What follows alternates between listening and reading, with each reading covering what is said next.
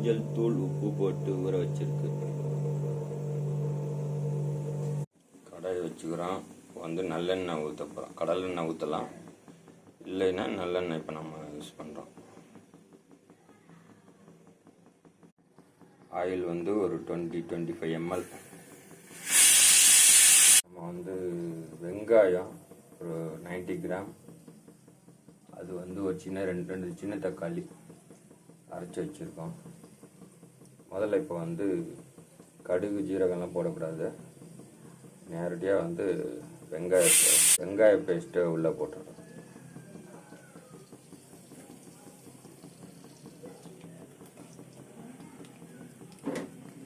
இது கோல்டன் ப்ரௌனாக வறுக்கணும். இது நல்லா ஒரு அல்வா பதத்துக்கு வரணும். நல்லா தண்ணி எல்லாம் ட்ரைன் ஆகிட்டு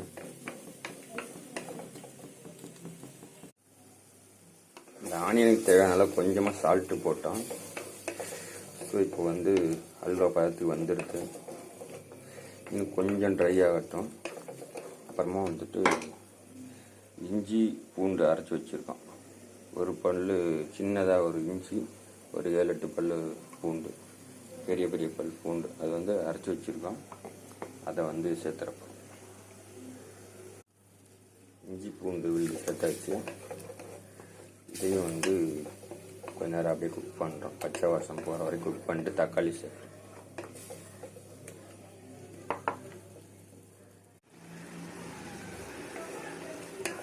இது கொஞ்சம் நல்லா குக் ஆகிடுச்சு. இப்போ தக்காளி சேர்த்துடலாம். தக்காளி நல்லா குக் ஆகணும். அதுக்கப்புறம் தான் அடுத்த தக்காளி நல்லா கொதிக்க ஆரம்பிச்சிருச்சு. இன்னும் கொஞ்ச நேரத்தில் நம்ம மிளகாய்த்தூள், மல்லித்தூள் சேர்த்துற போகிறோம்.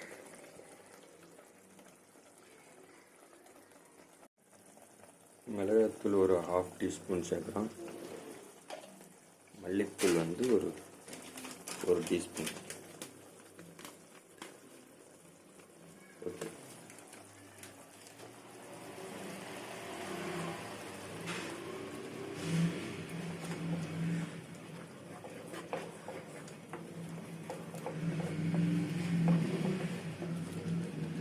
எப்படி குக் ஆகட்டும். ஒரு 5 minutes குக் ஆகட்டும். ஒரு 2 நிமிஷம் ஆயிடுச்சு. இப்போ நம்ம சிக்கனை உள்ளே சேர்த்துக்கிறோம்.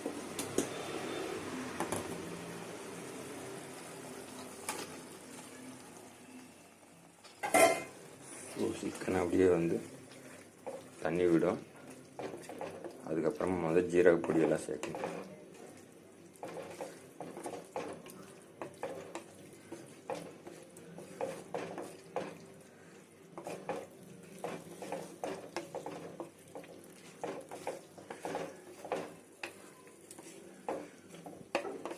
சிக்கன்லேருந்து தண்ணி வரும்.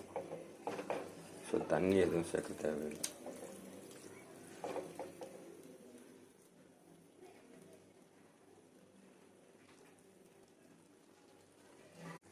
இப்போ சிக்கன் ஒரு 20% வெந்திருக்கு. சால்ட்டு நம்ம ஆல்ரெடி போட்டு ஊற வச்சோம். ஸோ சால்ட்டு இப்போ போடக்கூடாது. கருவேப்பிலை போட்டுக்கலாம். கருவேப்பிலை ஒரு 4-10 கருவேப்பிலை போட்டுக்கலாம்.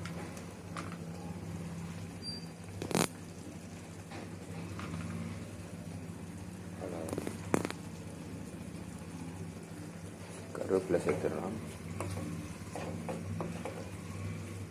கூட ஜீரகப்பொடி, கொஞ்ச நேரம் கழிச்சு ஜீரகப்பொடியும் தயிரும் சேர்க்க போகிறோம்.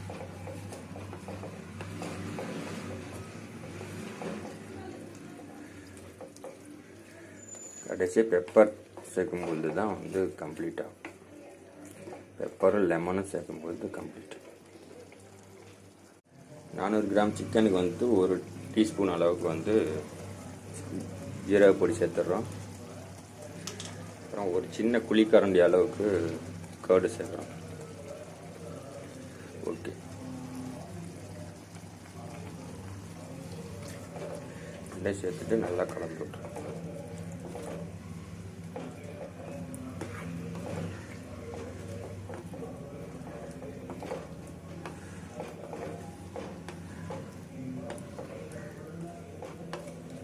காரம் அதிகமாக வேணுன்றவங்க கொஞ்சம் மிளகாய்த்தூள் அதிகமாக போட்டுக்கோங்க. மற்றபடி பெப்பர் கூட அதிகமாக போட்டுக்கோங்க. லாஸ்ட்டாக வந்து பெப்பர் அதிகமாக கூட போட்டுக்கோங்க. இது வந்து பிரெஸ்ட் பீஸ், அதனால் வந்து ஹார்டாக இருக்கும், அதான் உடம்புக்கு நல்லது. Chicken breast. சிக்கன் ஒரு 90% குக் ஆயிடுச்சு. இப்போ வந்து பெப்பர் போடுறோம். நம்ம மிளகாத்தூள் கம்மியாக போட்டுக்கிறோம், அதனால் வந்து பெப்பர் கொஞ்சம் தூக்கலாக போடுறோம். ஓகே, இது வந்து பெப்பர்லேருந்து அரைச்சி ரெடி பண்ணது வீட்டிலேயே. கூடவே கொஞ்சம் சீசனிங், கருவேப்பிலை, கொஞ்சம் கொத்தமல்லி.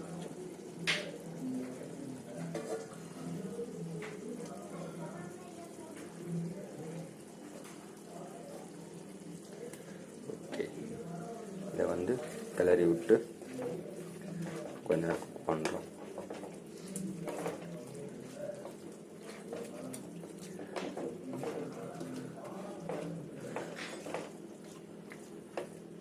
பெப்பர் சிக்கனோட அந்த கலர் வந்துடுது கொஞ்சம் கொஞ்சம்.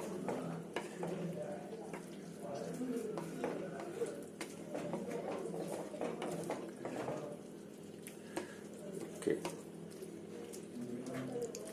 இந்த டைமில் சால்ட்டு பார்த்துக்கலாம் கொஞ்சம். ஓகே,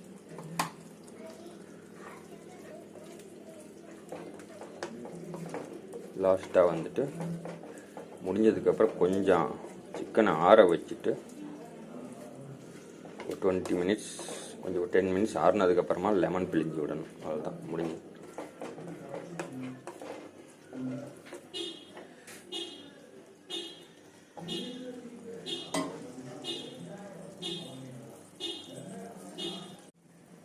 மண் சட்டி ஆஃப் பண்ணதுக்கப்புறமா கொதிச்சிட்டு இருக்கு. இப்போ வந்துட்டு நம்ம வந்து லெமன் பிழிஞ்சு விட போகிறோம். அதுக்கு முன்னாடி வந்து லெமனுக்கு உண்டான கொஞ்சம் சால்ட்டு, ஏன்னா ஏற்கனவே டேஸ்ட்டு கரெக்டாக இருக்குது. ஸோ லெமனுக்கு கொஞ்சமாக சால்ட்டு போட்டுக்கிறோம். கொஞ்சம் முடிஞ்சால் கொஞ்சம் பெப்பர் தூளும் போட்டுக்கிறோம். அப்புறம் லெமன் வந்து இந்த அளவுக்கு சின்னதாக, அவ்வளோதான். அவ்வளோதாங்க, லெமன் பிழிஞ்சு விட்டாச்சு. அவ்வளோதான், முடிஞ்சது. கொஞ்சம் ஆறுனதுக்கப்புறம் பிழிஞ்சு விட்டுருக்கோம். இதில் நம்ம என்ன சேர்க்கலை அப்படின்னு பார்த்தீங்கன்னா, சோம்பு சேர்க்கலை, அப்புறம் வந்துட்டு பெருங்காயத்தூள் சேர்க்கலை. ஸோ மெயினாக இந்த ரெண்டையும் வந்து இதில் சேர்க்காம பண்ணியிருக்கோம்.